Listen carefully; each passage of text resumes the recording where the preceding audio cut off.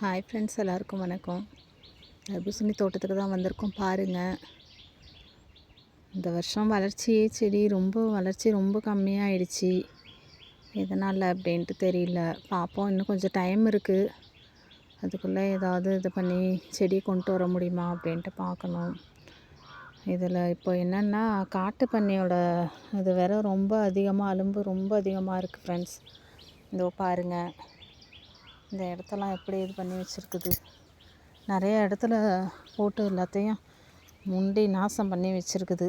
இந்த பாருங்கள், இங்கெல்லாம் இங்கே இந்த இடம் இங்கே பாருங்கள். வரேன்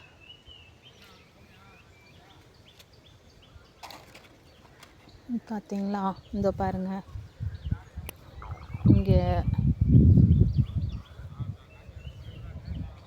இங்கே பாருங்கள் ஃப்ரெண்ட்ஸ், இந்த இடத்தெல்லாம் பாருங்கள். இங்கே இதில் ஒரு இடத்துல செடியையுமே முண்டி இது பண்ணிடுச்சு. நல்ல வேளை இந்த இடத்துல நாங்கள் கடலை போடலான்னு சொல்லி பிளான் பண்ணியிருந்தோம்.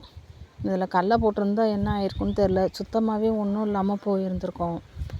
பாருங்கள், போட்டு நோண்டி வேரெல்லாம் வெளியில் கிளப்பிடுச்சு. இது மாதிரி இருந்தால் என்ன பண்ணுறதுன்னு தெரியல. இங்கே பாருங்கள் ஃப்ரெண்ட்ஸ், மதியான கரண்ட்டு. இங்கே பாருங்கள் ஃப்ரெண்ட்ஸ், இந்த இடத்தெல்லாம் பாருங்கள்.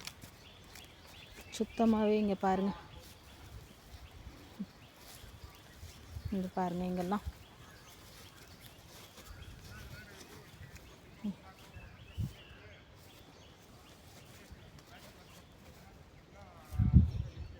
இப்படி இருந்தால் என்ன பண்ண முடியும்? நடுராத்திரியில் இந்த மாதிரி கோரப்புல், இந்த புல்லு வேர் நோண்டி சாப்பிடும் இந்த காட்டு பன்னி அப்படின்னு சொல்கிறாங்க. நான் பார்த்ததில்ல. ஆனால் போன வருஷம்லாம் எங்களுக்கு அந்த மாதிரி இல்லை. இந்த வருஷம்தான் இவ்வளோ மோசமாக இந்த மாதிரி இருக்குது. ஏற்கனவே கொடியே ரொம்ப இதாக இருக்குது. எப்படி வெளில கொண்டு வர்றதுன்னு தெரியல. என்னென்னா இந்த மாதிரி பிரச்சனை வேறு. ஓகே ஃப்ரெண்ட்ஸ், பாருங்கள், நம்ம சேனலை தொடர்ந்து வாட்ச் பண்ணுங்கள், சப்போர்ட் பண்ணுங்கள், சப்ஸ்கிரைப் பண்ணுங்கள், லைக் பண்ணுங்கள், கமெண்ட் பண்ணுங்கள். தேங்க்ஸ் ஃபார் வாட்சிங் ஃப்ரெண்ட்.